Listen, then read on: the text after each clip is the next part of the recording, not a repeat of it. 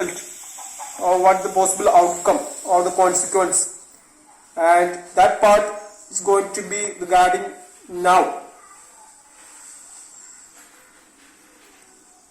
In this part we use the word would. You can see the use of would.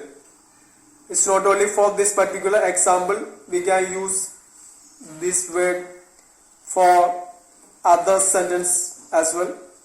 So what would you do? So we have used the word would in the second clause. Now third type 3. If you had got a scholarship, what would you have done? What would you have done? Here we are using past perfect. What's the tense that we have used? We are using the tense, and the tense is past perfect. So in case of past perfect, we use the word had. We use the word had. Which word we use? We use the word had in order to form past perfect. So you can see the use of had here. If you had got,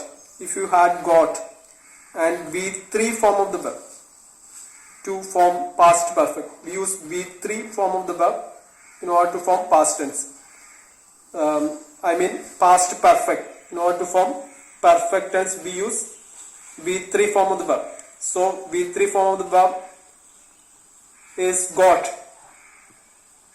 If you take the remaining forms, V1 get, V2 got, again V3 form remains the same, got. That's why we have placed got here, and we call V3 form as past participle form of the verb. If you had got a scholarship, what would you have done?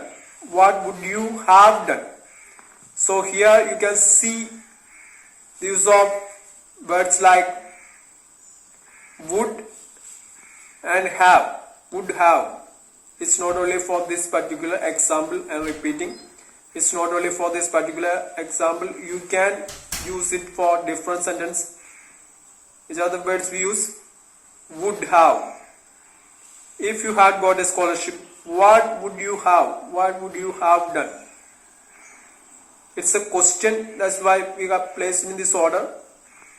If it's not going to be as a question, you will be telling, I would have done.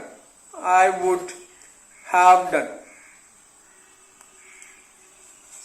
So, it is about imagined situation. Here we are talking about imagined. It's based on imagination. And consequence comes done. I would have gone abroad. I would have gone abroad.